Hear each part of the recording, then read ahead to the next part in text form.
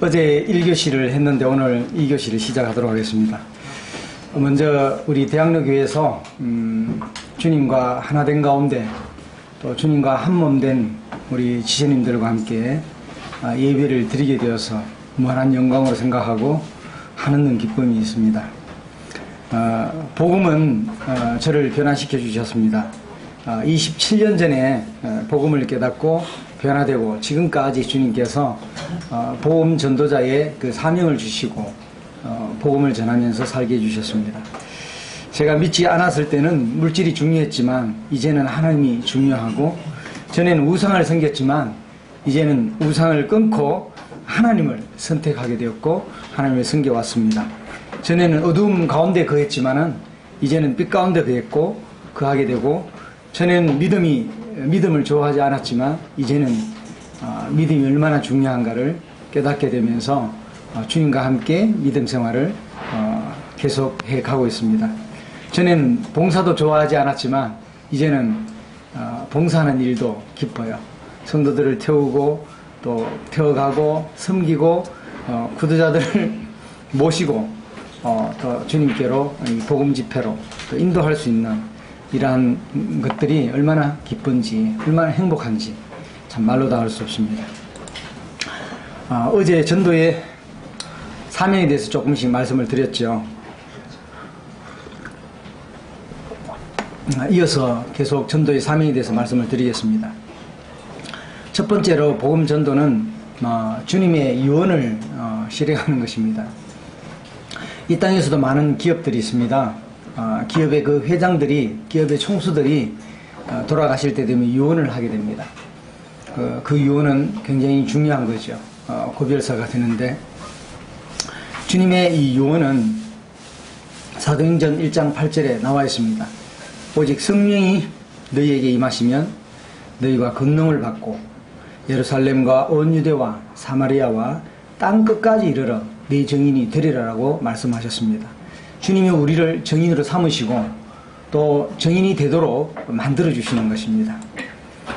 복음 전도는 우리의 의무와 책임이라고 하는 사실입니다. 고린도전서 9장 16절에는 내가 복음을 전할지라도 자랑할 것이 없음은 내가 부득불 할 일임이라고 말씀하고 있습니다. 복음을 전하지 아니하면 내게 화가 있을 것이다. 우리가 세상 가운데 취해 있고 세상에 바쁘게 살다 보면 복음을 전하는 일에 소홀히 할 수 있고 또 게을리할 수 있고 뒷전으로 밀려날 수가 있습니다. 그렇게 되면 주님이 우리 각자를 치실 것입니다. 그래서 주님은 우리에게 고난을 허락하셔서 훈련하셔서 다시 주님 자신에게로 회복시켜 주시는 것입니다. 사도들도 주님을 배반하고 주님을 등지고 주님을 떠났지만 주님께서 그들에게 자신의 사랑의 관계로 회복시켜 주셨던 모습을 보게 됩니다. 믿음이 없던 도마에게도 믿음이 있게 해주셨고, 그래서 이 도마는 인도에서 복음을 전하고 또 한국까지 와서 이 초기에 복음을 전했던 그런 흔적들이 남아 있습니다. 그래서 우리가 이 복음을 전하지 아니하면 이 복음은 영광스러운 복음이에요. 영원한 복음이에요. 이 땅에 있는 복음은 일시적인 겁니다. 영원하지 않습니다. 그러나 주님이 주시는 이 복음은 영광스러운 복음이에요. 해와 같이 빛나는 복음이에요. 우리가 복음을 전하면 그 영혼이 살아나는 것입니다. 우리는 살려주는 영 되시는 주님을 믿었기 때문에 이 영혼들에게 복음을 선포하게 되면 살려주는 사람이 되는 것입니다. 그러니까 얼마나 우리가 영광스러운 일을 하고 있는지, 얼마나 영광스러운 하늘의 기업을 운영하고 있는지, 우리가 주님과 함께 동업자로 살아간다고 하는 것은 얼마나 영광스러운지 몰라요. 하나님이 나를 동업자로 삼아주셨다는 것은 참 이루 말할 수 없는 기쁨이요, 영광이죠. 우리도 존귀한 분들, 귀부인들 만나서 영광입니다. 당신이 나의 존재를 빛나게 해주셨습니다 하고 감사를 드리잖아요. 우리 주님의 그 하늘의 기업을 보잘것없는 나에게 맡기셨다고 하는 거예요. 이 무익한 자에게 맡기셨다고 하는 거예요. 그래서 이 복음은 이 D.L. 무디 시대에 D.L. 무디 그 시대는 무디가 했지만은 지금 우리 시대는 우리가 해야 돼요. 우리에게 바톤이 넘겨졌습니다. 우리 1세들이 해왔고 또 2세들이 지금 바톤을 이어서 이 신앙이 전수가 되고 또 복음이 활발하게 전거되고 개인 전도자들이 일어나서 이 주님의 몸된 교회가 든든히 써가는 또 확장되어가는 이러한 일에 우리가 전심전력해야 될 것입니다. 세 번째는 열심히 전도하라고 그랬습니다.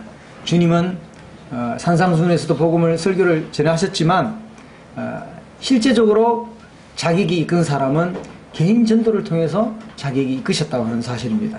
그래서 주님께서 열심히 전도하신 것처럼 우리 주님의 본을 따라서 우리도 열심히 전도하면 되는 것입니다. 전도에서 한 영혼이 더해지게 되면 그 기쁨을 맛보게 될 것입니다. 우리가 이 자매님들이 아기를 출산하게 될 때, 기혼 자매님들이 출산하게 될 때 보면 그 아이의 그 낳은 기쁨으로 고난을 잊어버리듯이 우리가 한 영혼을 인도할 때 때로는 거부를 당하고 문전박대를 당하고 때로는 핍박을 당하고 이렇게 하지만은 그가 주님께로 돌아왔을 때 그 기쁨은 아이가 한 명 태어난 것처럼 그와 같은 놀라운 기쁨을 여러분들에게 주님께서 안겨주신다고 하는 것입니다. 그러니까 열심히 우리는 주님께서 열심히 전도하셨기 때문에 우리도 전도해야 된다고 하는 것입니다. 이제 언젠가는 전도의 문이 닫힐 것입니다. 더 이상 전도하고 싶어도 전도할 수가 없는 문이 닫혀지는 그 시대가 올 것입니다. 지금 임박했다고 생각이 됩니다. 지금 동성애가 판을 치고 소수성애자가 판을 치는 이러한 시대에 살고 있습니다. 사람이 동물과 교합하는 이런 시대에 살고 있는데 이게 마지막 때가 아니고 무엇이겠습니까? 이 시대에 우리가 외치지 아니하면 하나님께서 이단을 가지고 있는 그런 사람들을 통해서 외치게 만드실 것입니다. 아버지 하나님께서는 우리를 통해서 하지 않으면 다른 사람을 통해서 외치도록 하실 것입니다. 그래서 우리가 열심히 전도하면서 외쳐야 될 것입니다. 이사야 9장 7절이나 이사야 37장 32절, 열왕기 하 19장 31절, 요한복음 5장 17절에 보면 주님의 주님께서 일하신 나도 일한다고 하는 이러한 놀라운 그 사실도 있고 또 열심히 전도하라고 하는 이러한 말씀들이 있습니다. 복음 전도의 사명은 네 번째, 때를 얻든지 못 얻든지 전도하라. 자든지 우리가 깨어있든지 간에 무엇을 하든지 간에 먹든지 마시든지 때를 얻든지 못 얻든지 전도하라고 하는 것입니다.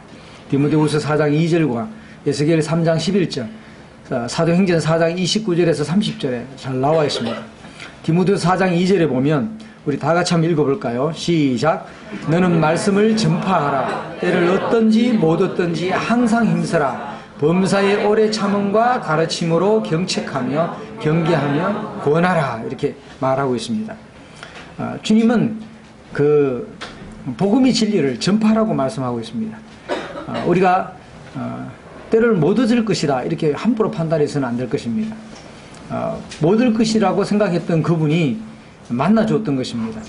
제가 정말 근본교회에 사역자 형님이 15년 동안 이렇게 찾아가고 이렇게 했지만 안 만나줬어요.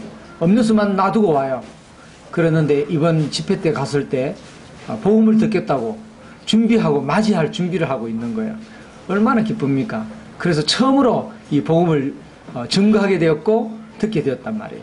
때를 얻든지 못 얻든지 그 사역자 형제님이 이번에 또 복음 집회가 있는데 강사님을 모시고 또 찾아갔는데 믿음으로 갔어요. 근데 주님이 만나게 해주신 거예요. 그리고 전국에 있는 많은 성도님들이 또 기도로 동참해 주시고 계시니까 기도의 역사로 이 복음을 증거할 수 있는 길을 열어주시더라는 것이죠. 그래서 우리의 주인이 하나님이시고 또 그 능력이 주님이시니까 주님을 믿고 우리는 외쳐야 되는 것입니다. 깡패들도 보면 두목을 믿고 외치잖아요. 우리는 능력이 주님입니다. 사탄도 쫄개들이 많지만 사탄이 그 능력을 발휘해서 자기네들이 이 복음을 방해하고 주님의 영광을 아는 빛을 비치지 못하도록 이렇게 방해 공작을 펴지만은 우리는 개가 주인을 믿고 막 그 낯선 사람이 나타나면 킁킁 이렇게 짖잖아요. 짓는 것처럼 우리도 주님 믿고 외쳐보시고 지으시면 역사가 일어나요. 그리고 사도행전 4장 20절에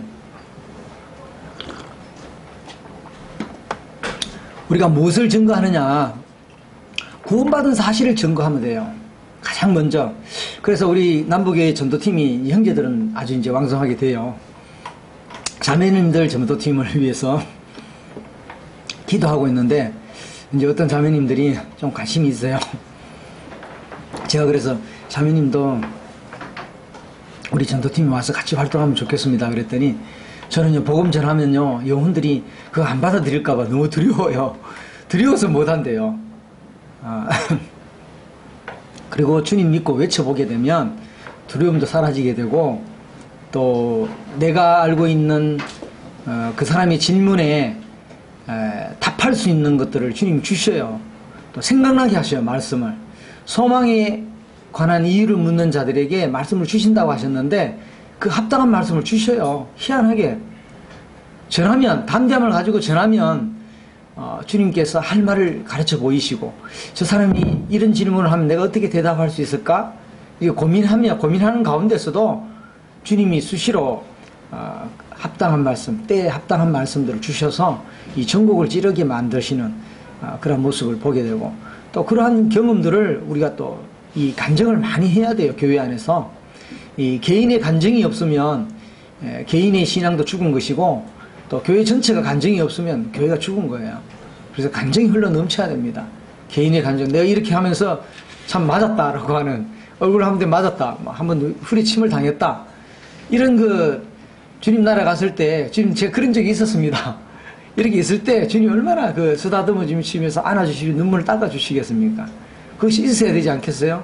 그랬을 때 오는 그 감격, 그 영광의 주님이, 그 영광 해보다 7배나 밝은 완전하신 주님이 영광스러운 모습으로, 나도 영광스러운 모습으로 변화되어서 주님 만났을 때 주님이 네가 참으로 수고했구나, 너의 헌신을 내가 한다, 이렇게 했을 때 다 녹아지는 겁니다. 우리의 수고와 아픔과 또 문전박대와 능욕당하고 욕을 당하고 핍박을 당했던 이런 모든 수치들이 그때 주님 앞에서 다 날려버리시고 영원히 보호해 주시는 우리 주님을 경험하게 되실 것입니다. 그래서 때를 어떤지 뭐든지 항상 힘써야 됩니다. 주일날 오후에도 2명씩 또는 몇 명씩 짝을 지어서, 이 대학로 참 좋잖아요. 이쪽에는 공연장도 많을 거고 전시관도 많을 거고, 이 대학로 그러면은 우리 중심이잖아요. 대학생들이 가장 많이 오는 그런 곳이고 문화의 공간이고 또 참 좋은 장소죠. 전도할 수 있는 절호의 그 장소예요. 이런데 이제 어제도 소식을 들으니까 20여 명이 외국인들이 이렇게 오신다 그러는데, 오후에 이렇게 교제를 한다 그러는데 주님이 그렇게 축복해 주실 수가 없잖아요. 영혼들이 그렇게 많이 온다고 하는 것은 이 교회가 놀라운 성장 가능성이 있고 놀라운 그 주님의 축복을 받는 것이죠. 그래서 이제 복음을 증거할 때 내가 구원받은 사실을 먼저 증거하십시오. 저는 만나면은 영혼 접촉하잖아요. 접촉하면은 제 구원 간증을, 첫째, 하나님 믿기 전에 어떠한 사람이었고 하나님을 어떻게 만나게 되었고 왜 복음을 필요로 하게 됐는지, 왜 그리스도가 필요로 하게 되었는지 그걸 전하게 되는 거예요. 그리고 내가 그리스도를 만나고 난 이후에 내 삶이 어떻게 변화됐는지 완전히 이렇게 변화시켜 주셨다. 그래서 그걸 이제 증거해 드리는 거예요. 그러면서 1편부터 40편, 1편부터 50편까지 뭐 짧게 전할 사람은 짧게, 또 길게 전할 사람은 길게 이렇게 전해 드립니다만, 그렇게 해서 카톡에 이제 간단하게 이렇게 구원 간증을 통해서 제가 이렇게 해서 지인들에게, 교사들에게, 교수들에게, 제자들에게 복음을 전하고 있는데, 제가 안 건드렸는데 왜 그렇죠? 그래서 이제 이런 제가 그 생명의 복음을 듣게 됐는데 이걸 좀 전해드려도 되냐고 양해를 구하고 이제 복음을 전해요. 이제 거절하면 뭐 못 전하겠지만 그러면서 이제 받아보고, 그리고 이제 받아보고 나서 뭔가 전도의 목적이 있는 것 같다 그러면은 또 안 받으려고 하는 사람도 있고, 또 그 가운데 몇몇 사람들을 건질 수가 있는 거예요. 정말 그렇게 건진다면 이런 복음 집회 같은 거 해가지고 뭐 수백만 원 들여서 초청장을 만들고 음식을 대접하고 이렇게 해서 해도 한 영혼, 두 영혼 얻기가 참 힘들잖아요.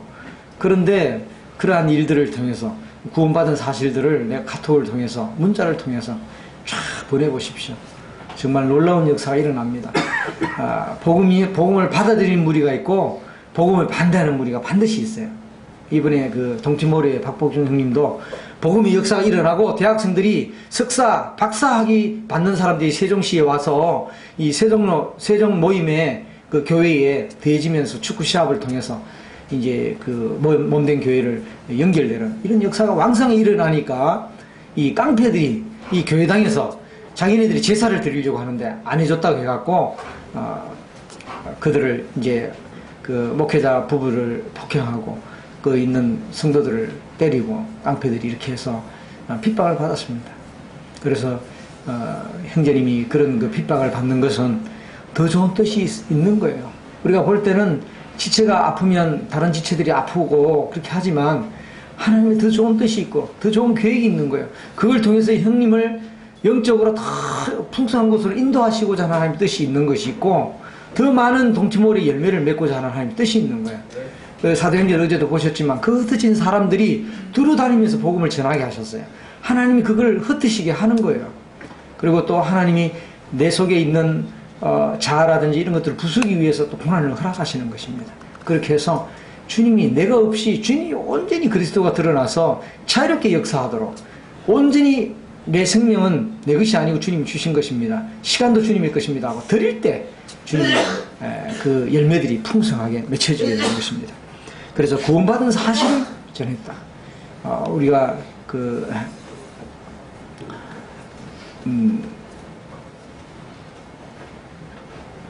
우리 중에 이루어진 그런 사실들 이런 것들을 우리가 증거하지 않을 수가 없는 거죠. 그 다음에 이제 복음전도의 요점에 대해서 좀 말씀을 드리겠습니다. 복음전도 그러면 딱 머리 떠오를 때 고린도전서 15장 1절로 7절까지 보시면 됩니다. 복음의 핵심이 나와 있고 복음의 본질이 나와 있습니다. 부활을 누구에게 나타내 주셨는지도 보게 되고 정말 그 만삭되지 못해서 난 자 같은 죽은 자와 같은 이 바울에게 이 부활의 이 비밀을 보여주시고 부활을 나타내 주셨습니다. 우리도 바울보다 그 못한 사람들이죠. 그런 자인데 우리에게 주님의 그 복음을 주셨고 또 우리 주님의 그 부활을 보여주셨지 않습니까? 그래서 첫 번째는 뼈대 같은 복음의 줄거리를 가지고 있어야 돼. 내 속에 딱 틀을 가지고 있어야 돼. 3분용, 10분용, 30분용, 1시간용, 뭐 이틀용, 뭐 3일용, 일주일용 이런 식으로 해서 착착착 만들어놔야 돼. 이분은 영혼들 점검해보고 10분용이다 그럼 10분 딱 전하고 한 30분이다 예측이 딱 돼요. 그러면은 거기에 맞게끔 해주고 만약에 길다 그러면 차기 회수를 만들어서 다음 회수에 상봉할 수 있도록 이렇게 해서 복음을 전하면 좋겠죠. 뼈 같은 복음의 줄거리는 성경대로 그리스도께서 우리 죄를 위하여 죽었다. 그랬을 때 이 우리 죄를 인식하게 만들어야 돼. 나의 죄를 인식하게 만들어야 돼요. 우리 죄라고 하는 것은 다 깨달을 수가 없는 거예요. 주님과 믿음 생활을 하면 할수록 바울은 뭐냐? 자기는 죄인 중의 계수를 깨닫게 되는 겁니다. 우리가 주님 안에 들어오면 과거에 내가 했던 죄들이 얼마나 가증스럽고 얼마나 말 못할 그런 상상할 수 없는 이런 죄들이 있는지 그런 것들을 성령님의 능력으로 말미암아 인식시켜야 돼요. 그래야만 이 죄에서 건진받고 싶은 마음이 생기도록 만드는 것이죠. 그래서 이 우리 죄를 위하여 죽으셨다고 하는 이 사실을 증거해 줘야 되고 장사 지낸 바 되었다. 죽었다가 3일 만에 부활하신 이 성경대로 부활할 것이라고 약속하셨는데 그대로 이루어졌지 않습니까? 그러한 기쁜 소식. 이것이 왜 우리 죄인들에게 복음이 되는지 그걸 이제 잘 증거해야 되겠어요. 그리고 이제 하나님에 대해서도 증거할 수도 있고 또 천국과 지옥에 대해서 증거할 수도 있고 또 죄에 대해서도 증거하고 또 심판 그리고 회개와 믿음에 대해서 증거할 수도 있고 그리스도의 십자가의 죽음의 그 깊은 의미와 또 부활의 의미 이런 것들을 가르쳐 줘야 돼요. 그리고 연합의 진리까지 이런 것들을 이제 이어서 해주면 좋겠죠. 두 번째, 이제 복음의 줄거리에 합당한 성경 구절을 제시해야 된다. 그래서 우리 전도수련회 가면 그 수련생들에게 암기하는 책자를 조금 하기 줘요. 그런 것들이 이제 복음 전할 때 수시로 튀어나와야 되기 때문에 어떤 성경을 그 사람이 가지고 있는 성경책과 내가 익숙한 성경책이 있어요. 근데 내 거는 잘 찾을 수 있는데 상대편 성경책은 또 생소하잖아요. 그러니까 줄도 꺼지지도 않고 체크도 안 돼 있으니까 그러면 찾기가 힘들 수도 있잖아요. 그럴 때는 내가 암송했을 때는 딱 어디에 뭐다 하면 딱 키면은 바로 한번 이 사람 깜짝 놀래요. 내 성경 가지고도 안 하고 자기 성경 가지고 딱 하는데 뭐 정말로 놀라게 찾아내고 또 거기 합당한 말을 딱 얘기하면요, 이미 한 벌써 이 사람이 우리 페이스로 좀 복음 전하는 자의 페이스에 이렇게 딸려오게 되는 것입니다. 그래서 이 복음의 줄거리에 합당한 성경 구절을 우리가 제시해야 된다. 디모데전서 1장 15절 한 구절을 보면 미쁘다, 믿음직스럽다, 모든 사람이 받을 만한 이 말이여 그리스도 예수께서 죄인을 구원하시려고 세상에 임하셨다 하였도다. 죄인을 구원하시려고 오셨다. 이 죄인이 어떠한 죄인인지 우리도 증거해야 되겠고 또 그 죄에서 건진받고 싶어 하도록 인도해야 되겠죠. 죄인을 구원하시려고 세상에 임하셨다. 그러니까 죄인이라는 사실을 알지 못하면 구원을 필요로 하지 않거든요. 그러니까 이 복음을 풀어서는 안 돼요. 그 사람한테 이 죄인이라는 거 인식이 될 때까지 계속 박가를 해줘야 돼. 그래야만 그 영혼을 제대로 얻을 수가 있어요. 그렇지 않고 그 뒤에 거를 막 복음을 풀어주게 되면 이 시식적으로는 알아, 가슴적으로는 머리로는 알아. 그런데 가슴으로 알지 못하는 거야. 그러니까 이게 이제 참된 구원이 아닌 거죠. 이론으로 알고 있는 구원이 되는 겁니다. 그렇게 되지 않도록 인격적으로 주님을 만나고 인격적으로 주님 앞에 그 거룩 앞에 내가 얼마만큼 죄인인가를 알도록 막 이끌어주는 것이 굉장히 중요한 겁니다. 이렇게 해서 이 복음의 줄거리에 합당한 성경 구절은 성경에 어마어마하게 많습니다. 그래서 창세기를 펴서 봤을 때는 어떤 말씀을 내가 제시하고 또 출애굽기 말씀을 폈을 때는 어떤 말씀을 제시할 것인지, 뭐 6월절을 넘어간다든지 또 바로의 그 강팍한 마음이라든지 그런 것들을 이제 통해서 제시할 수도 있고, 가인의 죄와 또 가인의 그 후손들의 죄, 이런 것들을 이제 제시할 수도 있죠. 노아 당시에도 마찬가지고요. 자, 그리고 세 번째는 복음의 줄거리를 이해할 수 있는 예화를 잘 사용해야 돼요. 이 복음 전도자들을 잘 관찰해 보십시오. 전도자들이 성경 구절을 딱 얘기하면서 그 뒤에 예화를 딱 들어요.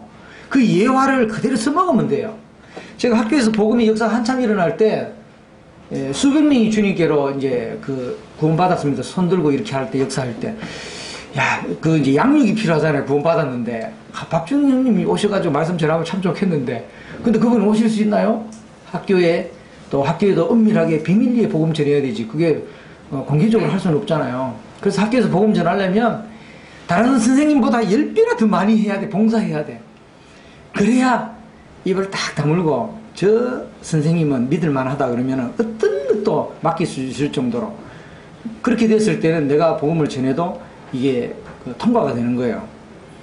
그렇지 않다 그러면은 뭐 이제 의심하게 되고 찾아오게 되고 그렇잖아요. 복음 전하는 공간에.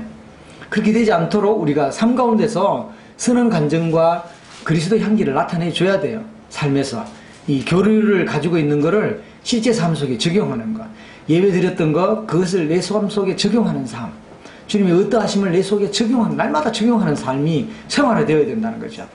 그렇게 될 때 우리 직장생활이나 대학생활 가운데서 이 목적은 뭐냐, 영혼들을 주님께 인도하고 그들이 일꾼으로 쓰임을 받을 수 있도록 목적을 가지고 그 대학에 주님이 보내주셨잖아요. 그럼 그 대학에서 역사를 일으켜 주셔야 돼요. 제가 예화를 하나 들까요? 허윤우 형제님이 이제 전도수련회에서 늘 이제 강조하는 게 있어요. 어떤 때는 이제 말씀하시고 어떤 때는 수련회 때 말씀 안 하시는데, 제가 초기에 이런 말씀을 들었습니다. 주님, 저는 그 선교사님들 나가는 걸 보면서 저는 왜 해외통이 안 되고 국제통이 안 되고 이 국내통이 됩니까? 이렇게 이제 자신을 낮춰서 얘기를 하시더라고요. 그래서 저는 그 말씀을 듣고 나는 어떻게 적용하면 될까, 저 말씀 앞에 이렇게 생각해 봤어요.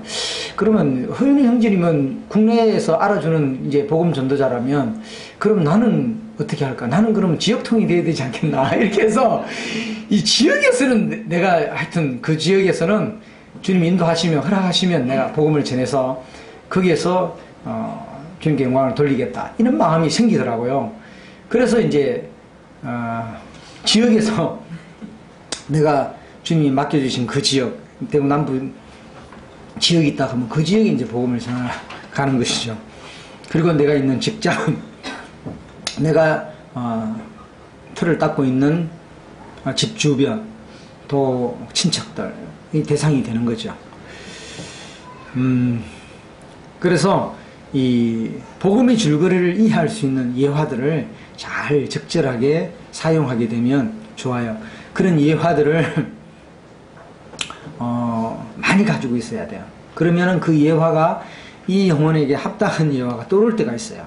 그러면 주님이, 성령님이 적재적소에 그 말씀을 주셔요. 그러면 그 말씀을 탁 던져주면 그 사람이 전곡을 탁 찔렀기 때문에 그 사람이 그 복음 앞에 굴복하게 되는 겁니다. 그러면 이제 한 영혼을 얻게 되는 거죠. 그런 경험들을 많이 하셔야 됩니다. 그리고 네 번째는 질문에 대해서 대화가 줄거리 이탈해요. 질문하다 보면은 30% 빠져버려요. 이 질문인데 경제적인 질문을 해버려요. 그러면은 영적인 질문에서 경제적인 질문으로 가버리면 내가 전하고자 하는 그 영적인 주님의 그 세상죄를 지고 가신 주님의 그 죄 문제 해결하는데 주님은 초점을 가지고 있잖아요. 세상이 경제 문제가 아니잖아요. 세상을 변화시키는 게 아니잖아요. 개혁시키는 게 아니니까 우리 주님은. 그래서 이 인류의 이 죄 문제를 해결하는 거니까 줄거리에 이탈되지 않도록 우리가 선생님 그런 질문 제가 이렇게 답변해 드려도 되겠습니까? 답변하고 그리고 나서 이제 제 질문에 대해서 영적인 질문으로 다시 유도해서 끌고 와야 돼요. 그래야만 내 페이스로 끌고 갈 수가 있습니다. 그래서 줄거리에 이탈되지 않도록 그 질문을 해서 대화를 이끌어 나가면 좋겠습니다. 이 복음 전도의 요점이에요. 그래서 여러분 기도하실 때 이명식 짝을 지어서 나가실 때 뼈대 같은 복음의 줄거리를 주님께서 이번에 허락해 주십시오. 때로는 뭐 우리가 은혜와 진리에 대해서도 증거할 수 있어요. 만약에 기독교계에 다니는 사람이라면 교파에 다니는 사람이라면 이제 율법 아래 있는 분들이 굉장히 많아요. 그럴 때 이 율법으로 지킬 수 있는지 율법을 들이대어 가지고 우리가 범법자인 것을 알려줘서 이제 율법으로 구원받을 수가 없구나, 은혜로 구원받을 수밖에 없구나, 믿음이 법으로 구원받을 수밖에 없구나, 주님의 사랑을 받아야만 되겠구나, 이렇게 인식이 되도록 이제 만들어 나가야 되는 것이죠. 성령께서 그렇게 해주실 것입니다.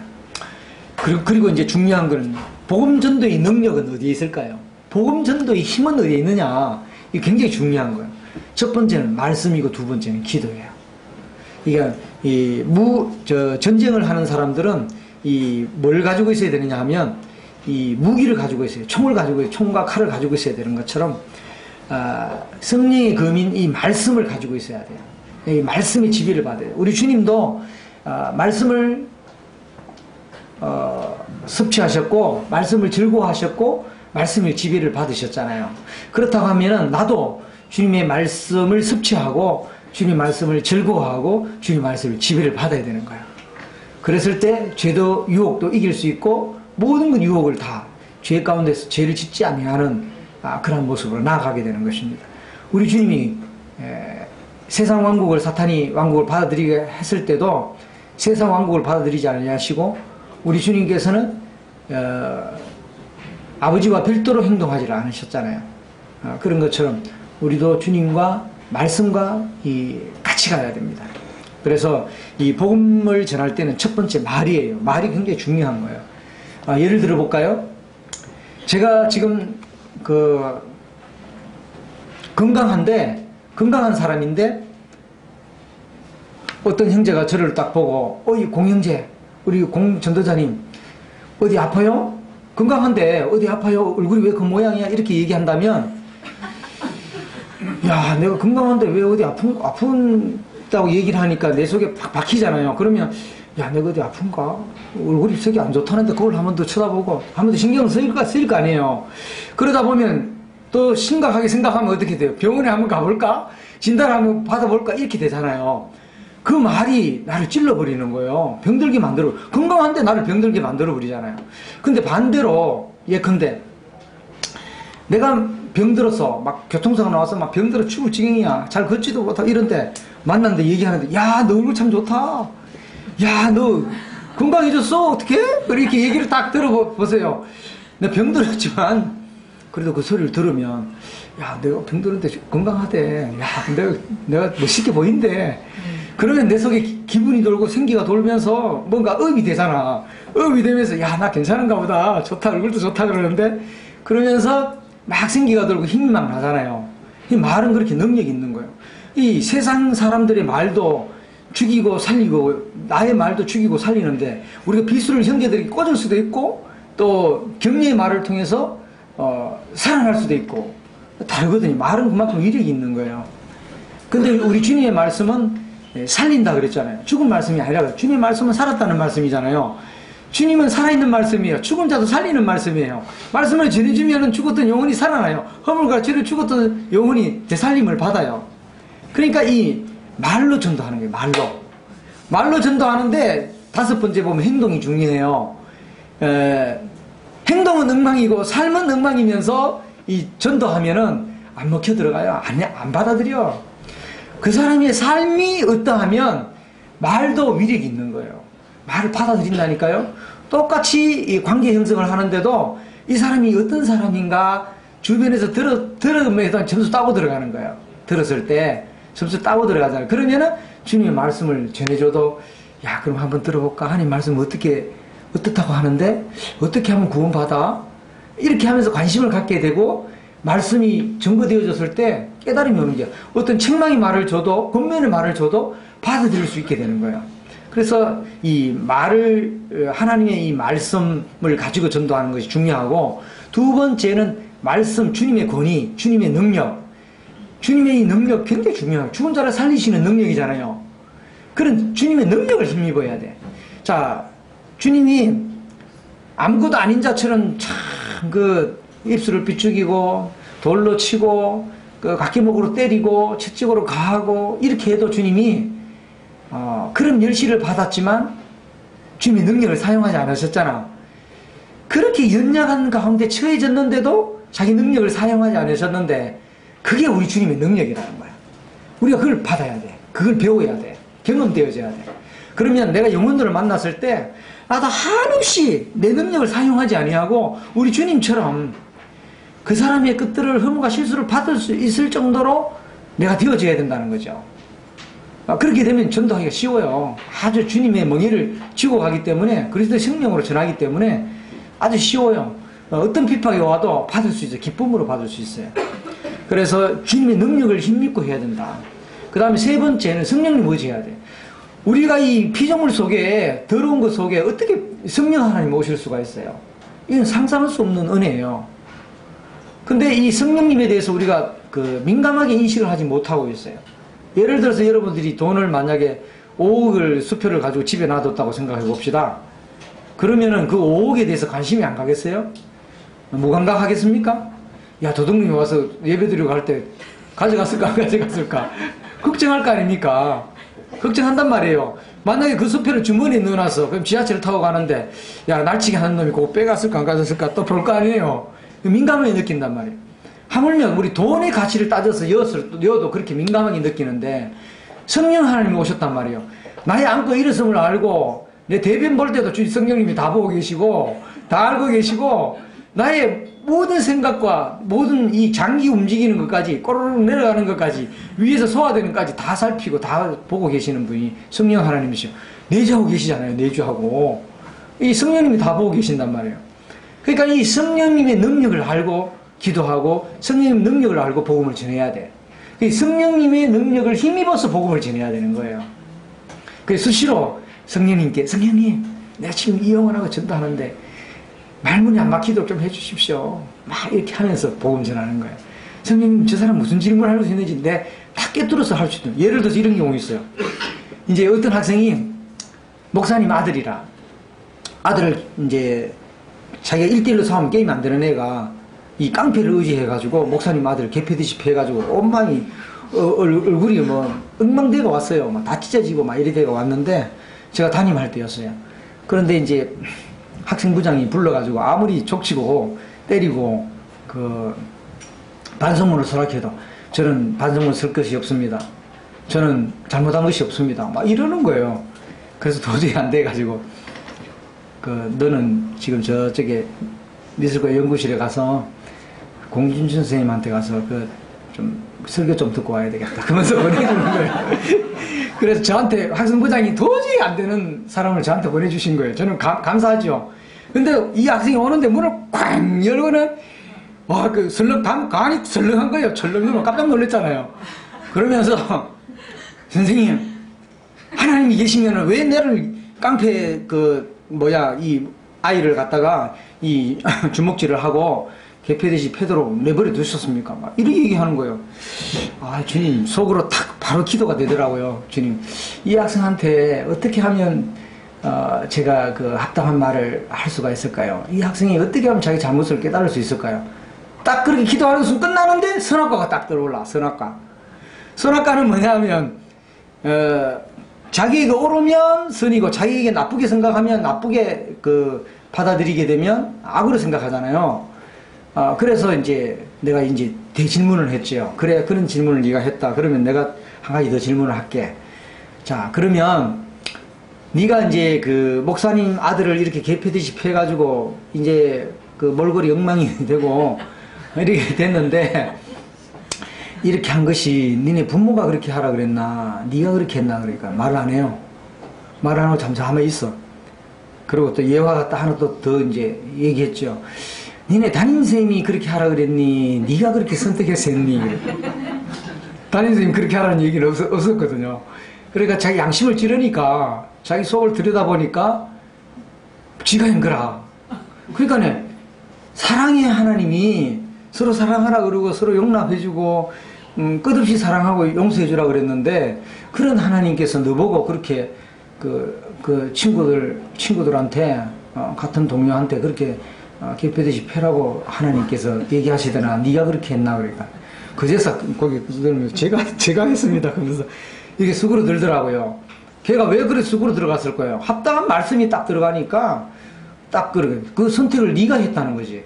하나님이 하게 하신 게 아니고 부모가 하게 한 게 아니고 또 담임선생님이 하게 한 게 아니잖아요. 죄인은 보통 보면은 자기가 죄짓고 자기가 심판받고 자기가 지옥에 가. 우리 복음 전도자도 반드시 그걸 해야 돼. 노태우 전 대통령이나 전두환 대통령이 7천억 8천억 해먹었어. 그 사람들이 자기 집값으로 교도소 갔지 판사가 보낸 게 아니잖아요. 재판관 대신 주님께서 우리 여기 있는 죄인들을 여기 구원받지 못한 죄인들이 있다고 한다면 그분들이 왜 지옥에 가느냐. 우리 주님이 보내시는 게 아니에요. 자기가 죄 짓고 자기가 선택해가 자기가 그 길로 가는 거예요. 이걸 분명히 인식시켜줘야 돼. 그래야 그분이 나는 죄인으로서이다 하고 고백하게 되는 거예요. 그럴 때 그리스도에게 가라 그러고 그리스도의 의따하심과 그리스도가 왜 오셨는지, 그리스도가 왜 십자가에 죽으셨는지, 왜 형벌을 받으셨는지, 왜 사형을 당하는지, 왜 그 십자가의 그 무서운 형태를 받으셨나, 지어주신 예수님께서 이렇게 해서 풀어나가면 그 사람 감동받고 세상에 내 죄 문제를 해결해 주신 분이 이런 분이 있다고, 야, 이 양반을 믿어야 되겠다, 이렇게 나오는 거예요. 달라지게 된다는 거죠. 그래서 말로만 너희에게 이런 것이 아니라 말로 해야 돼요. 말로. 첫째는 말로 해야 되고, 두 번째는 능력으로 해야 되고, 세 번째는 성령님을 힘을 입어야 돼요. 성령님이 어마어마한 거예요. 하나님 아버지께서 이 세상에도 보면 우리 학교의 수업도 무엇에서 진행이 되는지 아세요? 학교 수업요. 월요일날 1교시는 수학선생님 오고 월요일 2교시는 음악선생님 와. 근데 1교시 음악선생님도 오고 수학선생님도 와. 그러면 수업이 되겠어요? 안 되죠. 나도 1교시 수업이라고 왔는데 보니까 다른 선생님 음악선생님도 와 있어. 그럼 당황하잖아요. 수업이 안 돼. 그러니까 이제 그 시간표를 짜는 거예요. 수학선생님이 시간표를 딱 짜가지고 겹치지 않도록 계획을 짜가지고 딱 시간표를 만들어서 수업을 진행해. 그러니까 한 일주일간 돌려. 시험 삼아서 돌려. 그래도 중복되는 게 나와. 그러면은 중복 안 되도록 꽤 맞춰. 퍼즐 맞추듯이 이 시간 가면 또 중복돼. 세 개 과목이 또 중복돼. 그러면 중복 안 되도록 머리를 짜는 거야. 그러면 하나님이 우주의 이 천체들이 어마어마하게 많은데 저걸 다 달도록 하나님 계획을 짜는 거야. 창조 사역을 계획을 짠 거죠. 창조 사역을 계획을 짜고 실제 창조를 하신 분은 오리지네이터라 해서 우리 주님이 실행하신 분이에요. 그러면 구속 사역도 우리가 범죄하기 이전에 창세 전에 이미 타락할 것을 아시고 한 벌써 프로그램을 짜놓으신 거예요. 회복할 역사를 짜놓으신 겁니다. 하나님께서. 그래서 하나님의 이 시간표에 의해서 이 인류가 진행이 되고 학교 수업도 시간표에 의해서 수업이 진행이 되는 것처럼 그런 하나님의 이 시간에 의해서 시간표에 의해서 그 인류가 움직여진다는 거죠. 그래서 이 성령님은 제가 얘기하고자 하는 것은 뭐냐, 왜 이런 예화를 들었냐면 성령 하나님은 완성하신 분이에요. 완성. 우리가 복음을 전하면 열매 맺게 하고 완성시키는 분이 누구냐? 성령님이에요. 그러니까 성령님의 능력은 위대한 거예요. 놀라운 거예요. 어마어마한 거예요. 성령님의 능력. 그러니까 성령님의 능력을 알고 기도해야 돼. 세미나를 이거 붙여주셔도 세미나를 통해서 성령님의 능력으로 제가 이번 세미나를 통해서 세미나 전과 세미나 후가 어떻게 달라질지 주님 주십시오 하고 기도해야 돼. 그러면 주님이 풍성한 열매를 맺게 해주실 거예요. 풍성한 열매를 맺게 해주시는데 정말 성령님의 능력을 알고 여러분이 기도하게 되실 거고 그 다음에 영혼을 놓고 기도하게 될 것이고 교회를 놓고 기도하게 될 것이고 이렇게 하게 될 것입니다. 그래서 성령님의 능력으로 성령님을 의지해서 우리가 복음을 증거해야 되는 거예요. 이걸 간과해서는 절대로 안 되는 것입니다. 그 다음에 큰 확신이다. 큰 확신. 결혼한 사람이 결혼을 했는지 안 했는지 애매하게 얘기하면 그 사람 믿겠어요? 나 결혼 확실히 했어. 우리 형제 이분이고 자매 이분이야. 내 남편은 이거고 내 신부는 이거야. 확실히 얘기할 수 있잖아. 오늘 저녁 아침 드신 분은 확실히 얘기할 수 있어. 영생 얻은 사람은 확실히 얘기할 수 있다니까. 영생 못 얻은 사람은 확실히 얘기 못해. 애매해. 그러니까 요한일서 5장 13절에 보면 내가 너희에게 이것을 기록한 것은 너희로 하여금 너희에게 영생이 있음을 알게 하려 한다 그랬잖아. 알게 한다. 경험적으로 알게 한다는 거예요. 뭐 농약 먹어보면 죽는 거 알지. 그때 영생 얻었는지 모르는지 알 수 있지만 그때는 늦어. 지금 살아있을 때 영생 얻었는지 알아야지.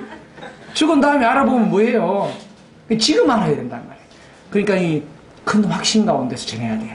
여러분 구원받은 것이 놀라운 어마어마한 구원이에요. 영광스러운 구원이에요. 영원한 구원이에요. 얼마나 이거는 돈으로 따질 수 없는 거예요. 록펠러가 전 세계 지구의 3분의 2 재산을 가졌다 할지라도 우리 한 영혼 인도하면 그 재산보다 더 많은 재산을 얻게 되는 거예요.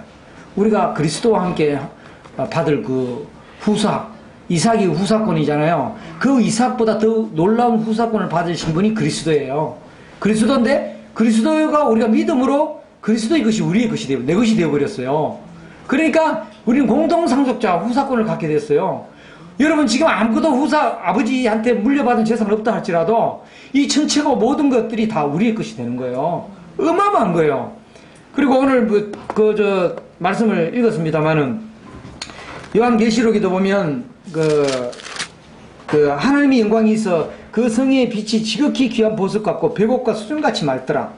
여기 보면 다 하나님의 그리스도의 상징이 있어요. 그 성곽의 그 성의 성곽의 기초석은 각색 보석으로 꾸몄는데 첫째 기초석은 벽옥이요, 둘째는 남보석이요, 셋째는 옥수요, 넷째는 녹보석이요, 다섯째는 홍만이요, 여섯째는 홍보석이요, 일곱째는 황옥이요. 이게 다 그리스도를 상징하는 거예요.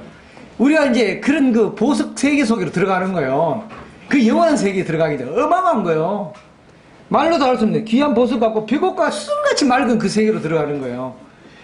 그런데 이제 우리가 이제 그 큰 확신 속에 내가 구원받은 이 영생 얻은 거 어떻게 얻었는지 확신 속에 있는 사람은 그거부터 간장할 수가 말하지 않을 수 없는 거예요. 그거부터 말을 해야 되는 거예요. 말을 하면 영혼이 살아나는 거예요. 하나님이 우리에게 살리는 능력을 우리에게 주신 거예요. 말씀을 전하는데 구원받게 하시는 그분이시지만 우리를 도구로 사용해서 말씀을 접하면 말씀이 생명이 있고 말씀이 능력이 있기 때문에 그 영혼이 뒤집어지면서 하나님 말씀에 순종하고 또 굴복하고 이렇게 해서 하나님께 나아오게 되는 거예요. 그걸 한번 맛보시라는 거죠. 그 희열을, 아이를 낳는 그 기쁨을 그 이상으로 그 영적인 제자들을 낳게 된다고 하는 것은 놀라운 일이에요. 놀라운 사역이고 놀라운 사업이에요. 그래서 이 큰 확신으로 되어야 된다는 거. 확신 있게, 자, 복음 전하는데 확신 있게 전했을 때 하고, 이게 참말이다 하고 전하는 사람하고, 긴지 아닌지 뭐 이렇게 약 팔면은 그 약이 팔리겠어요? 그 아무도 약 안 사가요. 약을 확실하다 해야 돼. 이건 너를 변화시켜. 너는 허물과 죄 가운데 건짐을 받아. 네 영혼이 살림을 받는다니까? 이거 확실하게 약을 팔아야죠. 그렇게 증거해야 된다. 그 다음에 이제 중요한 것이 뭐냐. 우리가 너희 가운데서 너희를 위하여 어떠한 사람이 된 것을. 우리 이거 평생 닦아야 되는 문제인데, 어떠한 사람이 되어야 돼요. 이게 행동의 문제인데, 삶이에요. 우리가 믿음으로 구원을 받지만, 야고보서 들어가면 구원받은 사람이 그 다음에는 행위로 그 믿음을 나타내야 돼. 행위로. 삶으로 믿음을 나타내는 거예요. 진짜 믿은 사람은 삶으로 나타내. 기생 라합도 행함으로 자기가 나타내 준 거예요. 놀라운 거예요. 그래서 하나님이 그를 그 믿음으로 했는 것도 기뻐하시고 행함으로 한 것도 기뻐하신 거예요. 그래서 이것이 병행해서 같이 가야 돼요. 구원을 얘기할 때는 행함을 얘기하면 안 돼요. 그럴 때 구원을 얘기할 때 야고보서를 적용시키면 절대 안 돼. 구원받은 사람이 적용하는 것은 야고보서야. 그래서 야고보서 구원받은 사람에게 비방하지 말라, 자만죄를 갖지 말라, 하나님이 이제 계속 얘기를 하고 계시는 거죠. 하나님을 가까이 하라, 겸손하라, 은혜를 주님이 겸손한 자에게 은혜를 베푼다, 교만하지 말라, 이런 계속 얘기하고 있잖아요. 그래서 어떠한 사람이 된 것은, 이 어떠한 사람이 된 것은 뭐냐면, 이 예배 시간에 중점적으로 여러분들이 앞선 분들이 말씀을 잘 이렇게 녹음하시든지 적든지 이렇게 하셔갖고, 저 형님이 우리 주님이 어떠하시면 어떻게 그 찬양을 드리더라 적으세요. 그래서 집에 가서 그걸 그대로 드려보세요. 그러면은 언젠가는 그 예배 드렸던 것이 내 삶이 되어 있던 것을 보게 됩니다. 큰바의 얼굴을 쫙 계속 그리다 보면 그런 인물이 안 나타나. 근데 나중에 보면 자기가 큰바의 얼굴이 그 사람 인물이 되고 다른 사람이 자기를 당신이 그 큰바의 얼굴을 닮았다라고 얘기하잖아요. 그러면서 주님을 자꾸 묵상하면서 곰곰이 되새기면서 엎조리면서 제잘 그리면서 주님 앞에 자꾸 되뇌이면서 얘기를 하란 말이에요. 서건서건 수시로 대화하듯이 계속 그렇게 해서 황소를 드림보다 더 기뻐 받으시는 거예요. 그렇게 하다 보면 나도 모르게 주님의 어떠하심만 사로잡는 거예요. 내가 과거에 어떠했던 거 다 잊어버리고 내 실패와 성공과 이런 거 다 잊어버리고 늘 중심이 뭐냐, 예배 시간에 주님의 어떠하심에 사로잡히십시오. 주님은 말씀과 어떻게 동행했고, 주님은 노아가 어려운데 주님은 얼마나 어려우셨고, 주님은 갈렙은 요수아를 드러내게 하고 자기는 다 숨어서 섬겼던 갈렙이 충성스럽다, 충성의 대명사잖아요. 그러면 주님이 갈렙보다 더 위대한 그 충성스럽게 죽기까지 충성하신 모습을 보게 되잖아요. 그걸 참 묵상하게 되면 나도 모르게 어느 순간에 어떤 일을 맡겨주시더라도 충성스럽게 길을 가고 가 있는 모습을 보게 돼요. 그렇게 가야 되는 거예요. 이 어떠한 사람이 된 것은 굉장히 중요한 거예요. 삶에서 실제적인 부분 그리스도인으로서 이게 살아가줘야 된다는 거예요. 그래서 이 사도 바울은 주님과 함께 믿음 생활을 했어요. 어제 우리 청년이 했는데 데살로니가서 5장에 보면 주님을 우리를 구원하신 목적은 어디 있느냐? 자기와 함께 살게 하기 위한 것이다 그랬어요. 자기와 함께 산다. 자기와 함께 깊은 교제 가운데 들어간다. 마르다와 마리아를 얘기할 때 하나님이 왜 마리아를 칭찬해 주셨느냐? 마리아는 주님과 교제 가운데서 섬겼고 주님과 교제 가운데 했기 때문에 불평불만이 없어. 막 비교식도 없고 열등의식도 없고 율법 아래 있지도 않고 육신 아래도 있지 않아. 주님 말씀이 그 속에 있기 때문에, 말씀과 동행하고 가기 때문에 그는 어떤 성도가 이 일을 도와주든 안 해주든 불편이 없어. 마리아는. 그럼 마르다는 뭐냐? 주님의 말씀을 제껴놔놓고 자기 열심과 자기 봉사가 나온 거야. 그러니까 다른 형제가 놀고 있으면 정죄하고 율법적으로 판단하는 거야. 그럼 하나님은 이 마르다보다는 이 마리아처럼 주님과 깊은 교제 가운데서 우리가 전도하고, 저도 이게 말씀을 제껴놓고 전도했을 경우 있는데 아이성의 실패처럼 실패한 경우를 많이 경험해요. 그러니까 언제나 뭐냐면, 주님 제가 전도하는 것보다 주님과 말씀 교제하는 게 더 좋은데요, 좀 더 교제하고 갈게요. 주님 영혼들 막 전화 오는데 주님 요거 말씀 더 깊게, 주님 요 비밀 좀 더 깨닫고 싶어요, 더 알고 싶어요, 요 교제하고 싶은데 요거들 전화만 오는 거야. 그러면 또 주님 가라 그러는가 보다 하고 또 놔두고 이제 전도하러 가요. 주님이 그렇게 하시더라니까요. 그러니까 주님과 가까이 있게 하고 주님과 살고 주님과 동행하는 거예요. 사도 바울도 점점점 주님과 믿음 생활을 했어요. 그러면서 자기가 오라 나는 공고한 사람이다, 이것도 경험하면서 율법 아래 들어가 있는 모습을 보게 돼. 그러면서 거기에서 해방받는 비결을 받게 되고 영적인 해방을 누리게 되고 주님과 연합의 비밀을 깨닫게 되면서 놀라운 진리 안에 들어가게 되잖아요. 우리도 그 진리 안에 들어가기를 하나님이 원하시는 거예요. 그 연합의 진리는 뭐 어떤 분은 교회 생활 10년 생활해도 연합의 진리 안에 못 드신 분도 있어요. 주님과 연합된 가운데 예배 드리는 거하고 내가 예배 드리는 거하고는 달라요. 제가 또 3층으로 빠지면 안 되니까 어떠한 사람이 된 것은 주님의 어떠하심을 묵상해야 돼. 어떤 문제가 딱 터졌다, 일이 생겼다 그랬을 때는 먼저 주님이 그런 말 어떻게 말씀하시고 주님이 어떻게 행동하셨고 어떤 삶을 사셨을까 이 말씀을 찾아내야 돼. 그리고 그 말씀을 의지해서 주님 나 이 말씀 주셨네요. 이 말씀 의지해서 이 문제 해결하겠습니다. 이 문제 극복하겠습니다. 이렇게 탁 나가야 되는 거죠. 그래서 어떠한 사람이 된 건 실제적인 삶, 그리스도의 그 풍성한 삶, 우리 그리스도께서도 아버지 하나님 앞에 우리를 갖다가 풍성한 열매로 아버지 하나님께 바치셨던 놀라운 아드님이셨죠. 그런 삶을 본받는 것입니다.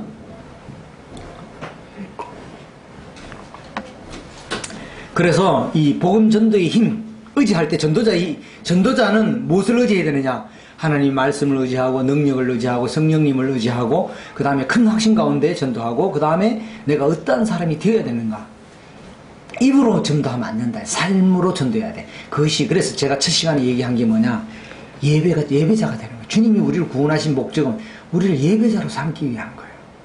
모세도 미디안 광야에서 40년 동안 목동 치면서 썩은 냄새 나면서 했고 노아도 방주 안에서 그 암수함상들을 치면서 신경통에다가 막 오만 고통을 다 겪으면서 그걸 하게 만드셨고 베드로도 그렇고 이 12제자들도 제자들 가운데 유다 빼고 이 제자들도 보면 다 그래요.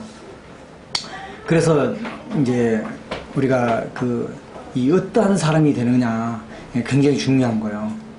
이것이 될 때 처음에 실패해도 처음에 몇몇 영혼들을 죽여도 또 이렇게 우리가 뭐 개미나 곤충을 사육할 때 몇 마리는 죽어 나가요. 그럴 때 아픔을 느껴요. 그런 실패와 좌절과 이런 걸 맛봤을 때 내 저 영혼을 한 영혼을 붙여주셨는데 천하보다 귀한데 저 영혼을 존귀히 여기고 존중히 여기고 사랑하면서 결사적인 사랑으로 이 끝까지 놓치지 않고 전도하는 그게 필사적으로 나가는 게 중요한 거예요. 그래서 이 어떠한 사람이 된다는 것 이거 굉장히 우리가 말씀을 통해서 자기를 다듬어 나가고 자기를 들여다보고 자기를 훈련시키고 자기를 연단시키고 경건의 훈련을 계속 해야 돼요. 주님의 인격을 닮아야 되는 것입니다. 복음 전도의 힘은 기도하지 않고 나가면 실패합니다. 반드시 기도해야 돼요. 이어 나갈 때 기도하고 수시로 기도하고 다니면서 기도하고 복음 전할 때 기도하고 기도해야 돼요. 주님은 기도로 시작하셨고 기도로 실행하셨고 또 기도로 결정하시고 기도로 마치셨습니다. 다 하고 나서도 기도로 마치고 이런 것들이 훈련되어 있어야 돼요. 위대한 전도자들은 다 기도의 사람들이었고 또 영적 거장들도 보면 조지 뮬러 같은 사람들 다 기도의 사람이었어요. 존 다비도 마찬가지고 그 다음에 기도 없는 전도는 우리가 실패한다는 것을 명심하셔야 돼요. 그래서 기도 없이 한번 나가보시고 기도한 후 간절히 기도한 후 한번 해보세요. 비교해보세요. 그렇게 해보셔서 그러면 기도에 하고 나간 거하고 안 하고 나간 거에 그거 비교하셔서 그 능력을 이제 맛보시면서 다음에 어떻게 해야 될지 좌우가 됩니다. 그 다음에 이 복음 전도자의 태도에 대해서 좀 말씀을 드리겠습니다. 복음 전도자의 태도는 겸손이에요. 첫째, 겸손. 이 베드로전서 5장 3절 맡기운 자들 주장하는 자세를 하지 말고 오직 약물이 본이 되라. 제가 어떤 모임을 방문하게 됐는데 막 이렇게 사역자 자매님이 막 지시하고 이거 이러고 막 그 식당 가서도 말아 그러고 막 이렇게 막 해요. 막 좌지우지가 그것도 경륜이 굉장히 되신 분인데 굉장히 주장하는 자세를 해요. 근데 그쪽에 있는 성도들은 뭐 이불이 났는지 모르겠지만 뭐 석 달 돼서 그런지 모르지만 이렇게 받아들이고 다 이렇게 하시더라고요. 용납하시고 하시더라고요.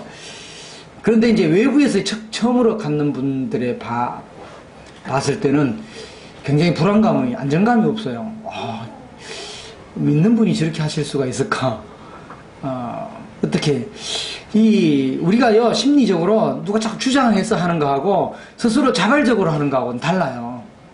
스스로 자발적으로 했을 때는 기쁨으로 해요. 근데 누군가 시켜서 자꾸 하게 되면 또 오래 못 가 한계에 부딪히게 돼요. 그래서 우리 주님을 봐야 되는데, 우리 주님은 지금 하는 겸손을 보이셨잖아요. 가시관조차도 받아주셨잖아요. 손과 발의 목조차도 받아주셨잖아요. 옆구리의 창자국조차도 받아주셨잖아요. 우리의 허물과 실수조차도 받아주셨잖아요. 종의 형체를 가져 아무것도 아닌 자처럼 받아주셨잖아요. 그런 자세를 우리가 가져야 된다는 거죠. 그래서 주님은 항상 본을 보여주셨어요. 십자가에서 죽으심과 고난받으심을 본을 보여주셨다는 거예요. 우리도 그 본을 따라서 나가야 되는 것이에요. 그래서 이 주장하는 것보다는 본을 보여주는 것이 좋아요. 그랬을 때는 마찰이 없고 갈등이 없으면서, 야, 앞선 분이 저렇게 하는데 나도 그렇게 해야 되겠다. 우리 오늘 아침에 내가 딱 보니까 아침에 화장실에 청소하시는 분이 있더라고. 다 분리수거 하시고 이렇게 하시는 형제님이 계시는데 참 감동이 되었어요. 그런 분들이 계시기에 이 몸된 교회가 있는 거예요. 오직 양머리에 본이 되라고 하는 이런 모습, 이 주님의 이 겸손을 본받아야 돼요. 주님의 겸손이 어떤 것입니까? 평생에 알기를 원합니다 하면서 이 주님의 겸손을 날마다 내 속에 사용하는 삶이 된다. 그래서 덮어놓고 포장된 채로 두지 아니하고 정말 사용하는 여러분들이 되시기를 바랍니다. 그 다음 두 번째, 온유다. 대신 욕하지 않는다. 어떤 욕을 받아도 대신 욕하지 않으셨던 우리 주님을 바라보세요. 주님은 고난을 받으시되 위협하지 않으셨잖아요. 그 부드러운 성품으로, 온유한 성품으로, 온유함으로 우리 주님이 대하셨던 모습을 보게 됩니다. 베드로전서 2장 20절에 보면, 죄가 있어 매를 맞고 참으면 무슨 칭찬이 있으리요. 오직 선을 행함으로 고난을 받고 참으면 이는 하나님 앞에 아름다우니라 그랬어요. 그래서 선을 행함으로 고난을 받고 참는다. 그리고 앞선 선교사님들이 선을 행함으로 고난을 받아. 그런데 참으면 이는 하나님 앞에 지극히 아름답다라고 말씀하고 있는 거예요. 그냥 하늘의 상이 큰 것입니다. 능력받는 일을 기뻐하셨어요, 사도들도. 그래서 이 온유한 심령으로 우리가 영혼들을 대해야 되는 거예요. 복음 전도자들은 끝까지 온유함으로 대해야 되고, 겸손함으로. 저 영혼이 나보다 낫다. 저 영혼은 구원받을 주님의 존귀한 지체다.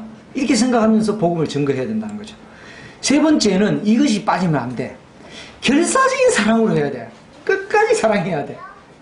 우리 이제 자영한테 복음을 전하고 퇴근해갖고 또 경주까지 가갖고 경주교회 복음 집회에서 모셔다 가. 때로는 과석해 가면서도 막 그 시간 집회에 늦지 않으려고 막 가는데, 그렇게 갔는데 이제 우리 누님은 갈라 그러고 우리 자영은 또 안 갈라 그러고, 또 어느 한 날은 또 자영은 가라 그러고 또 누님은 또 안 갈라 그래. 그래가지고 집회에 참석했는데 마음이 닫혀 있어서 잘 안 들어와. 그래가지고 노트북을 가지고 지역도 설명하고 죄도 설명하고 계속 했어요.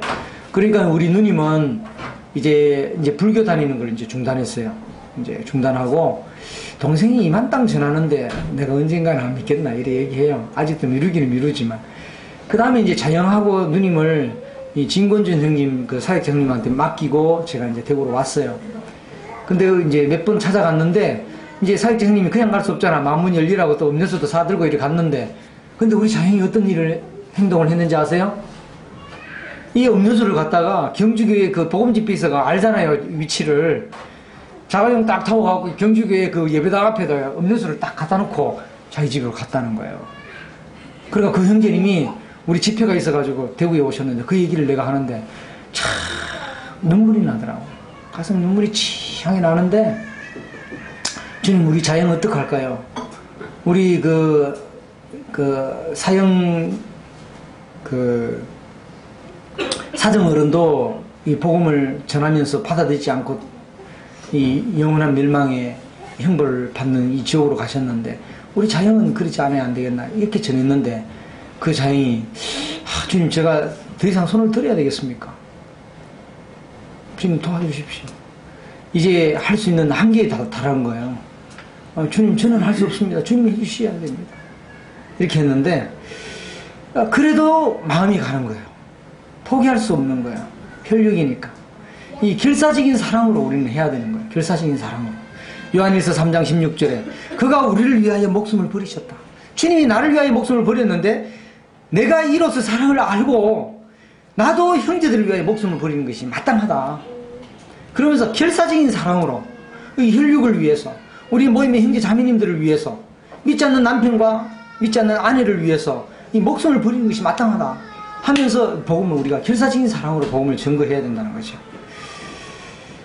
복음 전도인의 테드까지 시간하고 10분간 휴식하고 그 다음 시간 간증과 또 주님께서 주시는 말씀 교제하도록 하겠습니다. 감사합니다.